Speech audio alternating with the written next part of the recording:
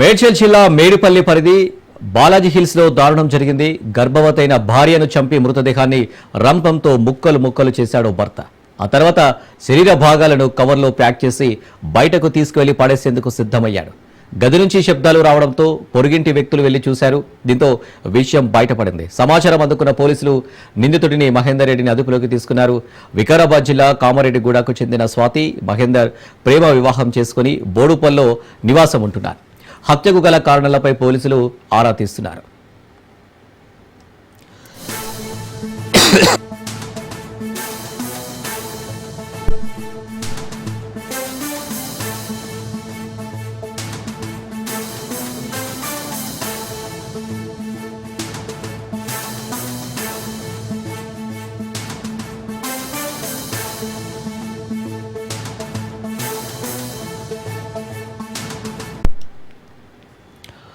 మేడ్చల్ జిల్లా మేడిపల్లి పరిధి బాలాజీ హిల్స్ లో దారుణం జరిగింది. గర్భవతైన భార్యను చంపి మృతదేహాన్ని రంపంతో ముక్కలు ముక్కలు చేశాడు భర్త.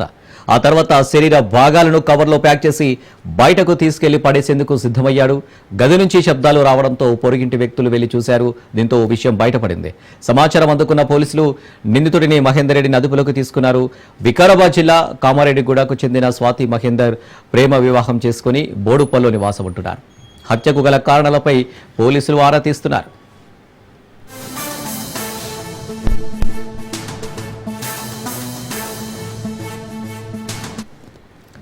రైట్గా హత్యకు సంబంధించి మరిన్ని డీటెయిల్స్ మా ప్రతినిధి రత్న అందిస్తారు.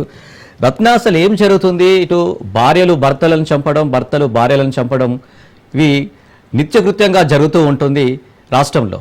అసలు దీన్ని కట్టడి చేయడానికి ఎలాంటి చట్టాలు వస్తే బాగుంటుందంటావు? ప్రస్తుతం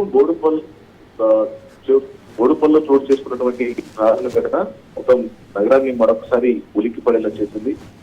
ఎందుకంటే గతంలోనే మీరిపేది ఇన్సిడెంట్ అనేది చోటు చేసుకుంది. ఏకంగా ఆ భార్యను భర్త ముక్కలు ముక్కలుగా చేసి ఆ తర్వాత చెరువులో అటువంటి ఆధారాలు దొరకకుండా ఆ తర్వాత బాడీని కాల్చి పొడి చేసి ఆ పొడి మొత్తాన్ని కూడా తీసుకెళ్లి స్థానికంగా ఉన్నటువంటి చెరువులో కలిపేసినటువంటి ఘటన మర్చిపోకముందే ఇప్పుడు అటువంటి ఘటనే మరొకటి చోటు చేసుకుంది. మేడ్చల్ జిల్లా మేడిపల్లి పోలీస్ స్టేషన్ పరిధిలోని బోడుపల్ ఈస్ట్ బాలాజీ హిల్స్ శ్రీనివాస్ నగర్ కాలనీలో ఈ యొక్క దారుణం అనేది చోటు చేసుకుంది. వికారాబాద్ కు చెందిన మహేందర్ రెడ్డి, స్వాతి అలియాస్ జ్యోతి వీళ్ళది గత కొంతకాలం క్రితం వీళ్లకు ప్రేమ వివాహం జరిగింది. అయితే మహేందర్ రెడ్డి క్యాబ్ డ్రైవర్ గా పనిచేస్తూ ఉంటాడు. గతంలో తను పెళ్లి కాక ముందు అదే ఇంట్లో సంవత్సరం పాటు వాళ్ళు ఉన్నారు. ఆ తర్వాత ఖాళీ చేసి మరలా పెళ్లి తర్వాత ఒక నెల క్రితమే ఇంట్లోకి అద్దెకు దిగడం జరిగింది.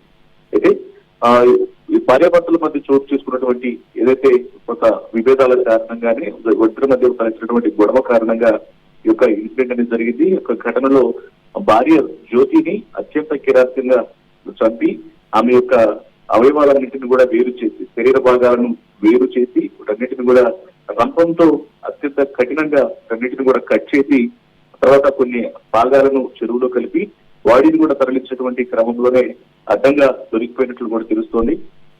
ప్రస్తుతం నిందితుడిని అదుపులోకి తీసుకొని డెడ్ బాడీని గాంధీ ఆసుపత్రికి తరలించారు మేడిపల్లి పోలీసులు. ప్రస్తుతం కేసు నమోదు చేసి దర్యాప్తు చేస్తూ ఉన్నారు. అయితే ఈ ఇన్సిడెంట్ పైన అమ్మాయి ఎవరైతే తన ఇటు మహేందర్ రెడ్డి భార్య చనిపోయిందో ఈ యొక్క ఇన్సిడెంట్ లో జ్యోతి వాళ్ళ బావ ఇచ్చిన ఫిర్యాదు మేరకు ప్రస్తుతం పోలీసులు కేసు నమోదు చేసి దర్యాప్తు చేస్తూ ఉన్నారు. సో వరుసగా ఇటువంటి ఇన్సిడెంట్స్ అనేవి హైదరాబాద్ మహానగరంలో నిత్యకృత్యం అయిపోయాయి. ఒకవైపున భార్యను భర్తలు మర్డర్ చేయడం, అలాగే భర్తలు భార్యలను మర్డర్ చేయడం, మరోవైపున ప్రియురాళ్ల కోసం తల్లిదండ్రులను మర్డర్ చేసినటువంటి ఘటనలు, అలాగే మైనర్లు సైతం అక్యూజ్డ్ గా ఉన్నటువంటి ఘటన. రీసెంట్ గానే కుకట్పల్లి సహస్రిని ఇన్సిడెంట్ అనేది చాలా అందరినీ షాక్ గురి చేసింది. ఈ ఇన్సిడెంట్ కు సంబంధించి నిన్ననే పోలీసులు తగిన ఎవిడెన్స్ అనేది జరిగినటువంటి ఇన్సిడెంట్ మొత్తాన్ని కూడా ఎక్స్ప్లెయిన్ చేసిన తర్వాత మరలా తెల్లవారకు ముందునే మరొక ఇన్సిడెంట్ అనేది చోటు చేసుకుంది. సో మొత్తానికి నగరంలో పెరుగుతున్నటువంటి క్రైమ్ రేట్ నిదర్శనం అని చెప్పాలి. రోజు రోజుకు ఏదో ఒక వైపు నుంచి ఏదో ఒక మర్డర్ ఇన్సిడెంట్ అనేది వెలుగులోకి వస్తున్నాం. ఇక ఈ ఇన్సిడెంట్ లో భార్యను చంపడమే కాకుండా మహేందర్ రెడ్డి ఆమెను అత్యంత కిరాతకంగా రంపంతో శరీర భాగాలను కోసి వాటన్నిటిని కూడా చెరువులో కలిపినట్టు తెలుస్తుంది. ఇదంతా కూడా ప్రస్తుతం నిందితుల్ని అదుపులోకి తీసుకున్నారు కాబట్టి మహేందర్ రెడ్డిని తన ద్వారా సీట్ రీకన్స్ట్రక్షన్ చేయబోతున్నారు. అసలు ఏ రకంగా భార్యను చెప్పాడు, ఆ తర్వాత శరీర భాగాలను కట్ చేసిన తర్వాత చెరువులోకి ఎలా తీసుకెళ్లాడు అనేది కూడా సీన్ రీకన్స్ట్రక్షన్ చేసిన అనంతరం అతన్ని కోర్టులో హాజరుపరిచి రిమాండ్కు తరలించినటువంటి అవకాశాలు కనిపిస్తున్నాయి. రత్న, ఈ మధ్య మనం తరచూ చూస్తున్నాం, ప్రేమ వివాహాలు చేసుకున్నా ఇలాంటి హత్యలు దారుణాలు అయితే జరగడం ఆగడం లేదు. అలాగే పెద్దలు కుదిర్చి పెళ్లి చేసుకున్న వారిలో కూడా ఇలాంటి దారుణాల హత్యలు అయితే జరగడం ఆగడం లేదు. అంటే ఎందుకు జరుగుతున్నాయి? మేజర్ రీజన్ ఏమై ఉండొచ్చు? మానసిక పరిస్థితులు, ఆర్థిక ఇబ్బందులు, కుటుంబ చిన్న చిన్న గొడవల్ని పెద్దలు చేసుకొని అనేక రకాలుగా ఇబ్బంది పడుతున్నటువంటి వ్యవహారాలే చిలికి చిలికి గాలివానగా మారినట్లు చివరకు చావు దాకా తీసుకొస్తున్నటువంటి విషయం ఈ మధ్యకాలంలో జరిగినటువంటి కొన్ని ఇన్సిడెంట్స్ బట్టి తెలుస్తుంది.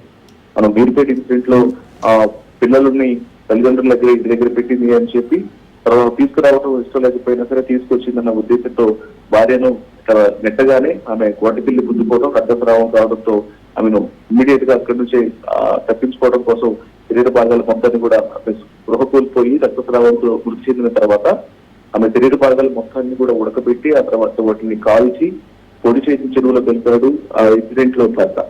ఆ తర్వాత వరుసగా ఇట్లాంటి ఇన్సిడెంట్స్ అనేవి ఏదో ఒక మూలన మర్డర్ ఇన్సిడెంట్స్ అనేవి జరుగుతూనే ఉన్నాయి. వ్యక్తిగత కక్షలతో కావచ్చు, కుటుంబ కలహాల కారణంగా, మరోవైపు ఇతర విభేదాల కారణంగా, అలాగే లైంగిక పరమైనటువంటి ఇతర వివాహేతర సంబంధాలు, అనేక రకాలైనటువంటి కారణాలతో క్రైమ్ రేట్ అనేది పెరుగుతూ ఉంది. అందులో భాగంగానే ఇప్పుడు భార్యాభర్తల మధ్య తలెత్తినటువంటి గొడవ.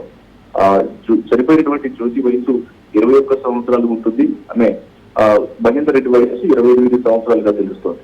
ఇద్దరి మధ్య కొంత 7-8 ఏళ్ల వరకు ఏజ్ గ్యాప్ అనేది ఉన్నప్పటికీ కూడా జరిగినటువంటి ఇన్సిడెంట్ కు సంబంధించి ఇది కుటుంబ కలహాల కారణంగా జరిగిందా, లేకపోతే అసలు ఆ రోజు ఏం జరిగింది అనేది, హత్యకు ముందు ఏం జరిగింది అనేది కూడా ప్రస్తుతం పోలీసులకు ఇన్వెస్టిగేషన్ లో వెలుగులోకి అవకాశాలు ఉంటాయి. Right Ratna, thank you.